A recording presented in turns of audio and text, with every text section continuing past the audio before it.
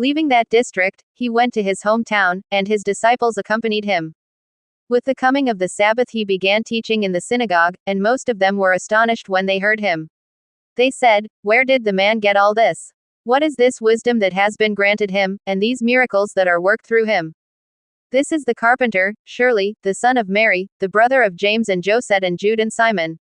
His sisters, too, are they not here with us?" And they would not accept him. And Jesus said to them, "A prophet is despised only in his own country, among his own relations and in his own house," and he could work no miracle there, except that he cured a few sick people by laying his hands on them. He was amazed at their lack of faith. He made a tour round the villages, teaching. Then he summoned the 12 and began to send them out in pairs, giving them authority over unclean spirits. And he instructed them to take nothing for the journey except a staff, no bread, no haversack, no coppers for their purses. They were to wear sandals, but, he added, don't take a spare tunic. And he said to them, if you enter a house anywhere, stay there until you leave the district. And if any place does not welcome you and people refuse to listen to you, as you walk away, shake off the dust under your feet as evidence to them. So they set off to proclaim repentance, and they cast out many devils, and anointed many sick people with oil and cured them. King Herod had heard about him, since by now his name was well known. Some were saying, John the Baptist has risen from the dead, and that is why miraculous powers are at work in him. Others said, he is Elijah, others again, he is a prophet, like the prophets we used to have. But when Herod heard this, he said, it is John whose head I cut off, he has risen from the dead. Now it was this same Herod who had sent to have John arrested, and had had him chained up in prison because of Herodias, his brother Philip's wife whom he had married. For John had told Herod, it is against the law for you to have your brother's wife. As for Herodias, she was furious with him and wanted to kill him, but she was not able to do so, because Herod was in awe of John, knowing him to be a good and upright man, and gave him his protection. When he had heard him speak, he was greatly perplexed, and yet he liked to listen to him. An opportunity came on Herod's birthday when he gave a banquet for the nobles of his court, for his army officers and for the leading figures in Galilee.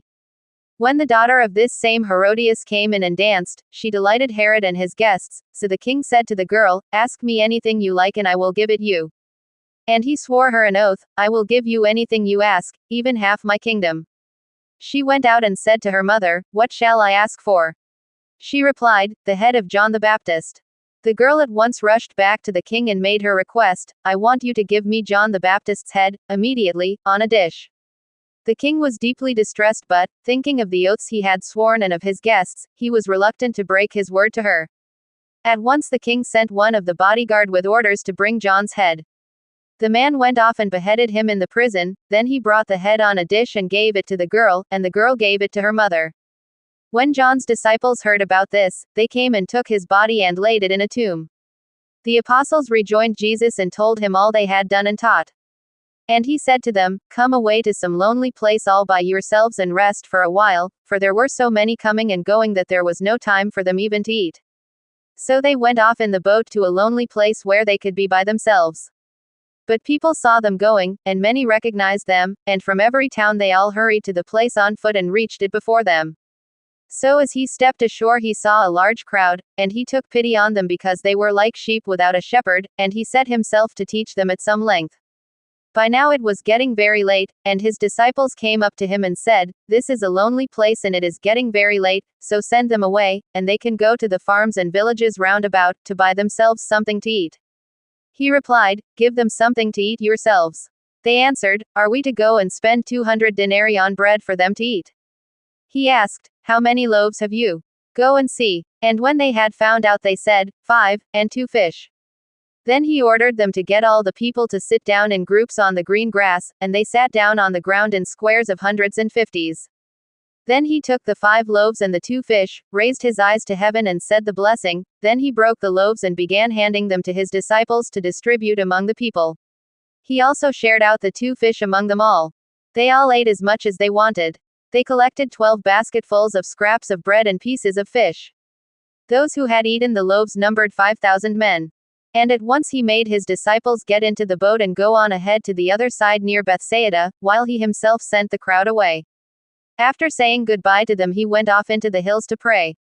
When evening came, the boat was far out on the sea, and he was alone on the land.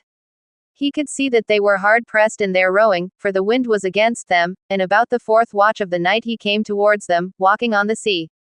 He was going to pass them by, but when they saw him walking on the sea they thought it was a ghost and cried out, for they had all seen him and were terrified. But at once he spoke to them and said, "Courage! It's me, don't be afraid." Then he got into the boat with them and the wind dropped. They were utterly and completely dumbfounded, because they had not seen what the miracle of the loaves meant, their minds were closed. Having made the crossing, they came to land at Gennesaret and moored there. When they disembarked, people at once recognized him, and started hurrying all through the countryside and brought the sick on stretchers to wherever they heard he was.